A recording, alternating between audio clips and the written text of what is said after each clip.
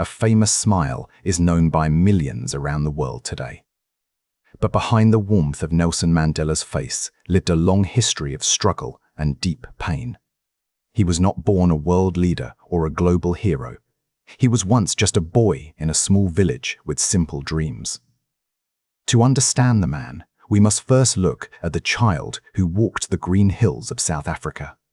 He was born in the year 1918 in Kunu, a very quiet place in the Eastern Cape. Life there moved slowly and peacefully. The air was fresh, and the grass was bright under the sun. As a young boy, he spent most of his days outside. He looked after sheep and cattle in the open fields. These early years were filled with the simple beauty of the natural world. His birth name was Rolihlahla. In his local language, which is called Xhosa, this name has a very specific meaning. It literally means pulling the branch of a tree. More simply, it means troublemaker. At that time, no one knew how much he would live up to that name. He would eventually trouble a whole system of injustice to bring about great change for all of his people. Life changed quickly for him when his father died. Mandela was only 9 years old at the time. His father was a respected counselor to the local royal family. Before he passed away, he made sure his son would be cared for. The young boy was sent away from his mother to live at the Great Place. This was the palace of a powerful and wise tribal chief. Before we continue this journey through history, we want to welcome you to the story. We believe these life lessons are meant to be shared with everyone. If you find value in these narratives of courage and change, please consider subscribing to our channel. Your support helps us bring more of these important historical accounts to life for a global audience. Thank you for being part of our community. We also love to hear from our global community. People from all over the world find great inspiration in the legacy of Nelson Mandela. Please take a moment to leave a comment below. Let us know which city or country you are watching from today. It is truly wonderful to see how far these stories of the human spirit can travel across borders and reach different cultures. Now, let us return to the young Mandela at the Great Place. This was a world of tradition and leadership. He sat near the elders and listened to their long stories. They spoke of a time before the white men arrived, when the land was free and the people were united. These stories planted a small seed of curiosity and a deep love for his own history. At school, a teacher gave him the name Nelson. In those days, it was common for African children to be given English names by their teachers. He accepted it without asking any questions. He was a very good student, but he was starting to notice things. He saw that the world was divided into people who had power and people who had none. This realization began to change him. He spent many years learning the ways of leadership at the palace. He watched how the chief listened to everyone before making a final decision. This lesson stayed with him forever. A true leader, he realized, is like a shepherd. He stays behind the flock, letting the most nimble go out ahead and the others follow, not realizing all the time that they are being led from behind. As he grew into a young man, the peace of Kunchu began to feel too small. He was being prepared for a life of local leadership, but he felt a different calling. He realized that the fairness he saw in the tribal meetings did not exist in the wider world. He knew he had to leave the hills to find his own path and seek a different kind of justice. In 1941, Mandela made a very bold choice. To avoid an arranged marriage, he ran away from home. He headed toward Johannesburg, which people called the City of Gold. It was a place of tall buildings and busy streets. But it was also a place of great shadows. For the first time, he saw the harsh reality of how black people were actually treated in the big city. Johannesburg was a major shock to his system. He saw thousands of men working in the deep, dangerous gold mines for very little money. He lived in a small, crowded room in a township. There was no electricity and very little water. The contrast between the wealth of the city and the poverty of his people was impossible to ignore. He felt the weight of this inequality every day. Despite the many difficulties, Mandela was determined to succeed. He worked as a security guard and then as a clerk while studying law at night. He wanted to use the law to help others. He eventually became one of the first black lawyers in South Africa. In the courtroom, he saw exactly how the law was used to control and punish his people instead of protecting them fairly. Every day, he met clients who were in trouble for simple things. They were arrested for being in the white part of town or for not having the right papers. He felt their deep pain and their growing anger. He realized that being a lawyer was not enough. He needed to change the system itself, not just help people navigate it. A larger fight was calling to him. During this time, he met a man named Walter Sisulu. Sisulu was a wise and dedicated activist who saw something special in the young lawyer. He introduced Mandela to the African National Congress, or the ANC. This was a political group that wanted to fight for the rights of black South Africans. This meeting changed everything and set Mandela on a new path of political struggle. Mandela joined the ANC and soon helped start the Youth League. He and his friends were tired of slow progress. They wanted more action and more passion. They began to organize protests and strikes across the country. Mandela was no longer just a quiet lawyer. He was becoming a powerful voice that people were starting to notice and follow. He was finally finding his place in the movement. He was a tall, handsome man with a very commanding presence. When he spoke, people stopped to listen. He traveled across the entire country, meeting people in small villages and large cities. He told them that they deserved dignity and freedom. He began to realize that his life would no longer be his own. It belonged to the struggle for justice and the future of his nation. The government began to watch him very closely. They saw him as a threat to their control. He was arrested several times for his political work and his speeches. But each arrest only made him more determined to continue. He saw that the government was afraid of the power of the people. This gave him hope that change was possible, even if it took a very long time. His personal life was also changing during these busy years. He married a young nurse named Evelyn, and they had children together. However, the pressure of his political work was very hard on his family. He spent many nights away from home. He was torn between his love for his children and his duty to his country. This was a very heavy burden for him to carry alone. By the end of the 1940s, the political situation in South Africa was getting much worse. A new government came to power with a very dangerous plan. They called it apartheid. It was a system built on the cruel idea that people should be kept completely separate based on the color of their skin. Mandela knew that a great and difficult storm was coming for his country. Apartheid became the official law of the land in 1948. It was a cruel and heartless system. It decided where you could live, where you could go to school, and even which bench you could sit on in the public park. The government wanted to make sure that white people had all the power and black people had none. It was a direct attack on human dignity. One of the most hated parts of this system was the pass laws. Every black man and woman had to carry a small book at all times. This book controlled their every movement. If a police officer stopped you and you did not have your pass, you went to jail immediately.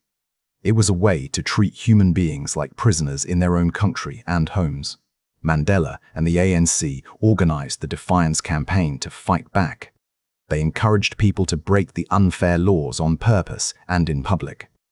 They walked through doors marked white only and sat on seats reserved for white people. Thousands of people were arrested, including Mandela himself. They used non-violence to show the entire world the deep injustice of the South African government and its laws. For many years, Mandela believed in peaceful protest. He was inspired by the examples of leaders like Mahatma Gandhi. He thought that if they showed enough discipline and moral strength, the government would eventually change. But the government did not listen. Instead, they became more violent. They used guns and dogs against people who were only carrying signs and singing songs of freedom. The year 1960 brought a terrible tragedy that shocked the world. In a township called Sharpeville, a large group of people gathered to protest the past laws. They were peaceful and completely unarmed. Suddenly, the police opened fire on the crowd. 69 people were killed, many of them shot in the back as they tried to run away. The world was horrified by the news. The Sharperville massacre was a major turning point for Mandela. He stood at a difficult crossroads. He had tried peace for many years, but the government responded with blood and bullets. He began to ask a very difficult question.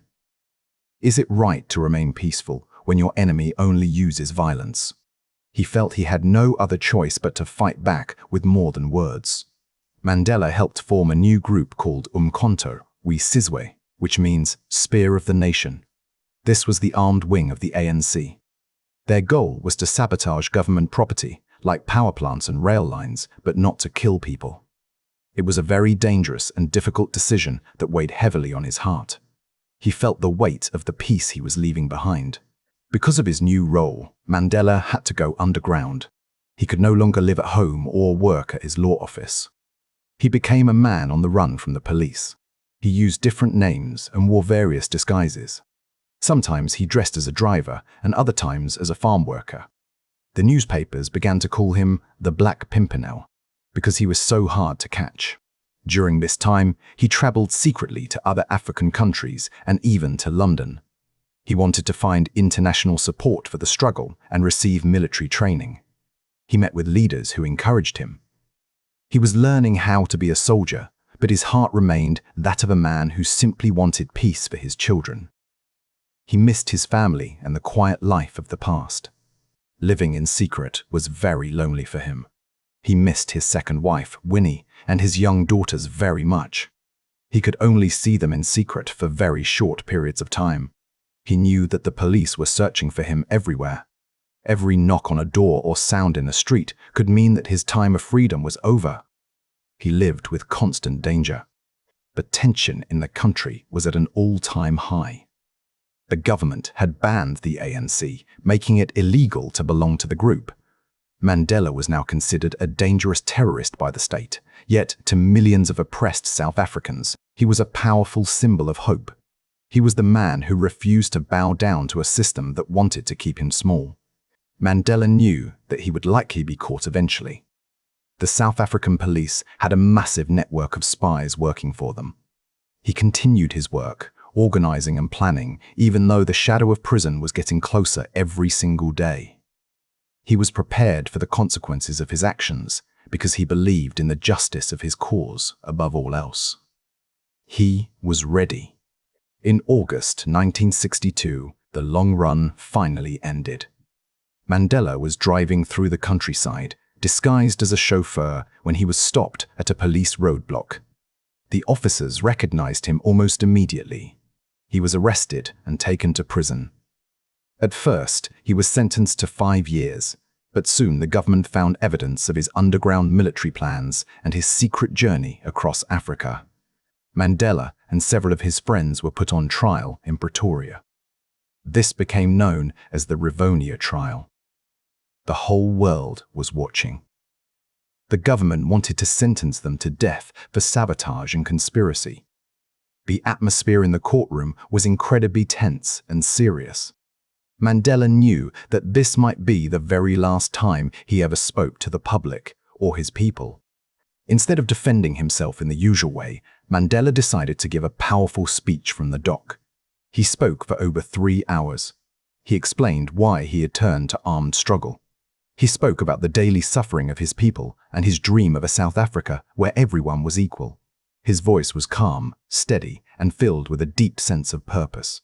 He ended his speech with words that would become famous around the entire globe. He said that he had dedicated his life to the struggle of the African people. He spoke of a democratic and free society where all persons lived together in harmony. Then he added that this was an ideal he was prepared to die for. The courage in his voice reached far beyond the room. When he finished speaking, there was a very long and heavy silence in the courtroom. Even the judges seemed moved by the power and honesty of his words. He had turned a trial into a platform for justice. He was no longer just a man on trial for a crime. He was the voice of a nation's conscience. He had given hope to those who had none. The world waited for the verdict with held breath and great anxiety. Many leaders from other countries asked the South African government for mercy and justice. On June the 12th, 1964, the judge finally gave his decision. Mandela and his co-accused were found guilty. However, instead of the death penalty, they were sentenced to life in prison. It was a victory, but a heavy one. While life in prison was better than death, it was still a terrible and long sentence. It meant he would be removed from the world he loved and the people he fought for. He would not see his children grow up or attend their weddings. He would not be able to lead his people.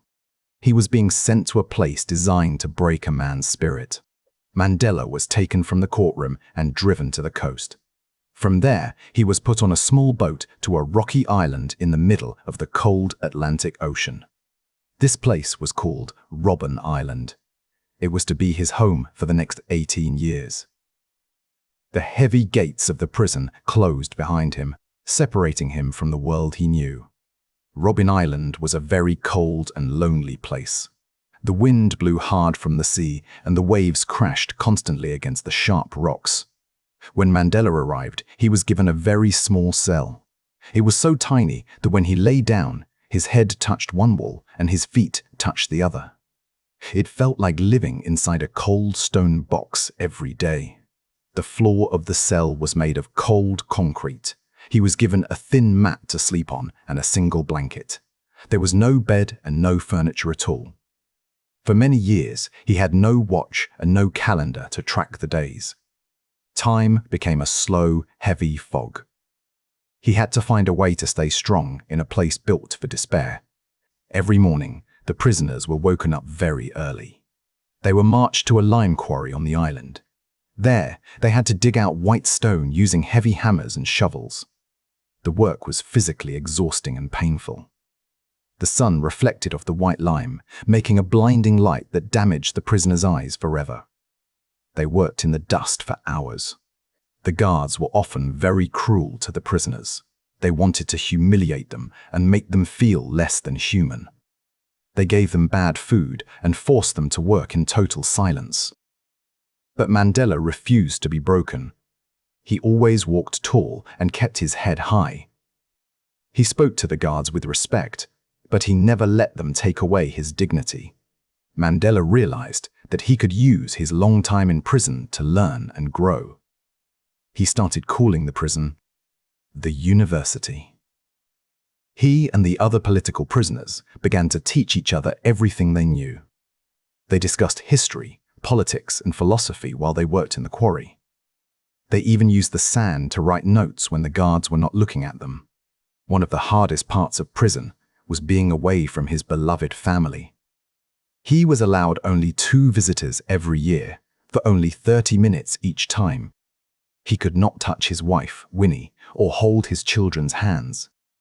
They had to speak through a thick glass window using a phone. It was a slow and painful kind of torture for a father and husband. He was also very limited in the letters he could receive from home. Every single letter was read by the prison guards first. They would cut out parts they did not like using a razor blade. Sometimes, a letter from his wife would arrive with more holes than words. Still, he cherished every message he got. They were his only real link to the outside world. Mandela spent many hours thinking about his children during those long nights. He missed their birthdays, their first steps, and their graduations from school. He worried constantly about his wife, who was being harassed and arrested by the police. He felt guilty that they were suffering because of his choices. This was the greatest price he had to pay for his principles. Despite the isolation, Mandela's influence continued to grow even behind bars. Inside the prison, he became a natural leader among the men. He organized protests for better food and more books for the library. He showed the younger prisoners how to stay calm and focused. He taught them that their minds could remain free even if their bodies were locked in a cell. He also made a very surprising and important decision while in prison. He decided to learn Afrikaans, the language of the people who were oppressing him. Many of the other prisoners were very angry about this. But Mandela explained that if you want to make peace with your enemy, you must first understand their heart and speak their language to reach them. He began to talk to the white guards in their own language. He asked them about their families and their simple lives. He showed them that he was a human being, just like them. Slowly, some of the guards began to show him respect. This was the beginning of his strategy of reconciliation, which he started long before he was ever set free. Years turned into decades. The world outside was changing rapidly. Technology was advancing, and the political map of the world was shifting. But on the island, everything remained exactly the same. Mandela's hair turned grey, then white. His children grew up and had children of their own. He was becoming an old man in a very small cell, but his spirit was strong. There were moments of deep sadness that tested him. He lost his eldest son in a car accident, and his mother passed away while he was inside. He was not allowed to attend their funerals. This was a crushing blow to his heart. He sat in his cell and wept in private, but the next day he stood up and continued his work. He never lost his hope for a better future. He exercised every morning in his tiny cell to keep his body strong. He read every book he could get his hands on. He wrote thousands of pages of his life story, which were hidden and smuggled out of the prison. He was preparing himself for a future that he could not yet see. By the 1980s, Mandela was the most famous prisoner in the world. Even though no one had seen his face or heard his voice for over 20 years, his name was everywhere. The government had tried to hide him away, but they had accidentally turned him into a legend. The walls of Robben Island were finally starting to crack under the pressure.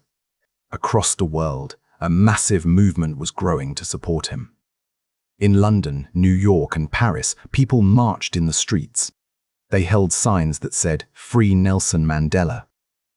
Musicians wrote popular songs about him, and famous artists painted his portrait. The international community began to put serious pressure on South Africa to end apartheid and release its political prisoners. Economic sanctions were placed on the country by other nations.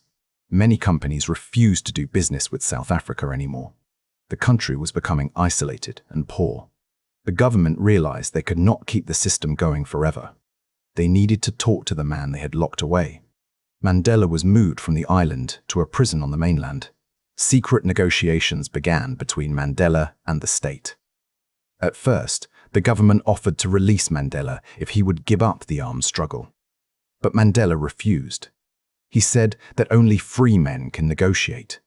A prisoner cannot enter into a contract.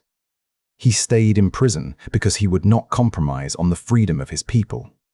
He was unshakable. Slowly, the government's position began to change. They started meeting with Mandela in secret locations. Mandela used the Afrikaans he had learned to build a bridge with the officials.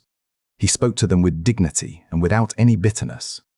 He convinced them that a peaceful transition to democracy was the only way to save the country from a bloody civil war. In 1989, a new president, F.W. de Klerk, came to power. He realized that the system of apartheid was failing. He met with Mandela and was deeply impressed by his wisdom and his total lack of hate. In early 1990, de Klerk made a shocking announcement. He unbanned the ANC and announced that Nelson Mandela would finally be released from prison. The date was February 11, 1990. Millions of people around the world gathered around their televisions to watch history. Outside the prison gates, thousands of people waited in the hot sun. Finally, the gates opened. Nelson Mandela walked out, tall and thin, holding the hand of his wife, Winnie. He raised his fist in a salute of victory and freedom. He was 71 years old. He'd been in prison for 27 long years. The crowd went wild with joy and excitement. People were crying, dancing, and singing in the streets. It was a moment of pure magic. The man who had been a ghost for nearly 3 decades was finally walking among his people again as a free man. That evening, he stood on the balcony of the City Hall in Cape Town. He looked out at the massive sea of faces. He spoke to the world for the first time in a generation. He thanked the people for their support, but he also reminded them that the work was not yet finished. The struggle for true equality was just beginning. He did not speak of revenge or anger. He did not call for the punishment of those who had imprisoned him for so long. Instead, he called for peace and reconciliation. He told the crowd that they must throw their weapons into the sea. This was a powerful message that many people did not expect, but it was exactly what the country needed. The road ahead was still very difficult. There was still a lot of violence in the country as different groups fought for power and influence. Mandela traveled everywhere, acting as a peacemaker and a voice of reason. He worked tirelessly to ensure that the move toward democracy remained peaceful. He was the only person who could hold the country together. In April 1994, South Africa held its first truly democratic election.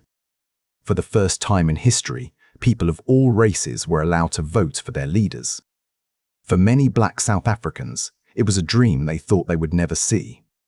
People waited in long lines for miles, standing in the sun for hours just to make their mark. Mandela stood in line like everyone else. He smiled broadly as he dropped his ballot into the box. He was voting for the very first time at the age of 75. The ANC won the election with a huge majority. Nelson Mandela was chosen to be the first black president of South Africa. A new era had finally begun for the nation. His inauguration was a day of great celebration and hope. Leaders from all over the world came to Pretoria to witness the birth of a rainbow nation.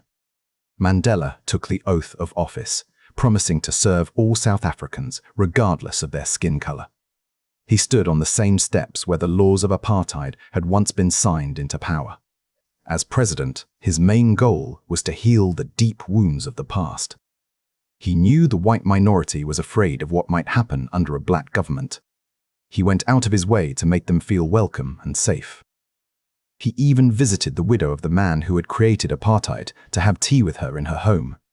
One of his most famous acts of unity happened in 1995 during the Rugby World Cup. Rugby was seen as a white sport, and black South Africans usually hated the national team. Mandela did something incredible. He wore the green and gold jersey of the team and walked onto the field to cheer them on in front of everyone. The stadium, filled mostly with white fans, began to chant his name, "Nelson! Nelson!" In that moment, the sport that had once divided the country became a bridge. The team won the trophy, and the whole country celebrated as one. It was a masterclass in the power of forgiveness and symbolic leadership. He had won over the hearts of his enemies. To deal with the crimes of the past, he helped create the Truth and Reconciliation Commission. Instead of having trials and sending people to jail, he encouraged people to come forward and tell the truth about what they had done. It was a difficult and emotional process, but it helped the country face its dark history without destroying its future. Mandela only served one term as president. While most leaders want to stay in power as long as possible, he chose to step down after 5 years. He wanted to show that the office was more important than the man. He wanted to set an example for other leaders across the continent and the world. He retired with his dignity. After he retired, he did not stop working for the people. He became a global elder and a voice for the vulnerable. He used his fame to raise money for schools and to fight the spread of HIV and AIDS. He traveled the world, speaking for the rights of children and for peace in places of conflict. He never stopped caring. Even in his old age, he maintained his famous sense of humor and his warm, iconic smile. He married for a third time to Graça Machel and finally found a measure of personal peace and happiness. He spent more time in his beloved village of Kunu, where his incredible journey had begun so many long years before. As the years passed, Mandela's health began to fail him. He stepped back from public life to spend time with his family in private. The world watched with concern, knowing that a great light was beginning to dim. In December 2013, at the age of 95, Nelson Mandela passed away peacefully at his home, surrounded by his loved ones. The grief of his passing was felt in every corner of the earth. In South Africa, people gathered to sing and dance in the streets to honor his memory. World leaders from every political background traveled to his funeral to pay their respects. They all agreed that he was one of the greatest humans of our time, a true giant of history. The core lesson of his life remains clear to us all. He once said that no one is born hating another person because of the color of their skin. People must learn to hate. And if they can learn to hate, they can be taught to love. For love comes much more naturally to the human heart than its opposite. This was his message. His legacy is not just about political change in one country. It is about the incredible strength of the human spirit. He showed us that even in the darkest cell, a person can remain free in their mind. He proved that forgiveness is not a sign of weakness, but the ultimate expression of strength and courage. He changed how we see leadership. The boy from the hills of Chunu became a light for the whole world to follow. His long walk to freedom ended, but the path he cleared remains open for all of us. As we reflect on his journey, we are reminded that it always seems impossible until it is done. Thank you for following the story of Nelson Mandela and his enduring spirit.